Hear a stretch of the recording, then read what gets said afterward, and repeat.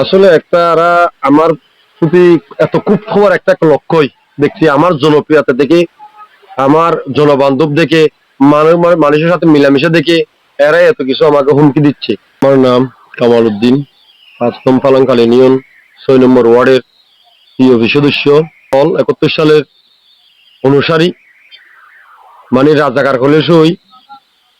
তো এরা বিভিন্ন ভাবে বিভিন্ন মাধ্যমে আমার কাছে খবর ছড়াচ্ছে আমি নাকি বিএনপির পক্ষে যাইয়া কাজ করলে, বিএনপির পক্ষে বুট চাইলে আমাকে গুম করবে। ওই যে 17 বছর আগে করে গিয়া ওই যে শেখ হাসিনা, স্বৈরাচার শেখ হাসিনা আমার বলে যে গুম কোন রাহাজানি হয়েছিল, ওই অবস্থা আমার করবে, এই দশা আমার উপর যাবে আমি যদি কি বিএনপির পক্ষে বুট চাইতে যাই। এটাই। আর আমি গরিব, আমার ওয়ার্ডটা হচ্ছে 90% মানুষ অসহায় গরিব, এদের পাশে আছি বিলেই এরা আমার জনপ্রিয়তা দেখে, আমার মানুষের প্রতি ভালোবাসা দেখে এরা সহ্য হচ্ছে না।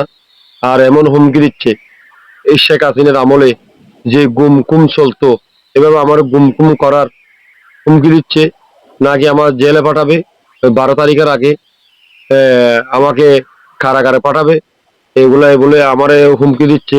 তা আমি এখন আসলে আতঙ্কে আছি। যাক, আমি এইটাই আমি চাই, প্রশাসনের কাছে আমি দৃষ্টি আকর্ষণ করব, আপনারা যেটা করবেন তদন্ত করে অপরাধীকে অপরাধীর জায়গায় নেবেন, নিরপরাধী নিরপরাধের জায়গায় নেবেন। এক দলের কথা শুনে আরেক দলের মানুষকে আপনারা হুরানি করবেন না। যেহেতু শেখ হাসিনার আমলেও আমাকে অনেক মামলা দেওয়া হয়েছে দুর্নীতি করে, দুর্নীতি ভাবে, ওইখানে সবখানে আমার পলাতক মামলা দেওয়া হয়েছে। আমাদের প্রশাসন, আপনারা আমাদের রক্ষক, আপনারা আমাদের সম্পদ। যেহেতু সারা বাংলাদেশে আপনারা রক্ষক, আপনাদেরকে আমরা সম্মান করি। আপনারা যেটা করবেন বুঝে শুনে করবেন, এক দলের কথা শুনে আরেক দলকে হয়রানি করবেন না। যেহেতু আমাকে এই মুহূর্তে আমি নিরাপত্তা নাই মনে করি, কারণ এরাই আমাকে প্রতিনিয়ত হুমকি দিয়ে যাচ্ছে।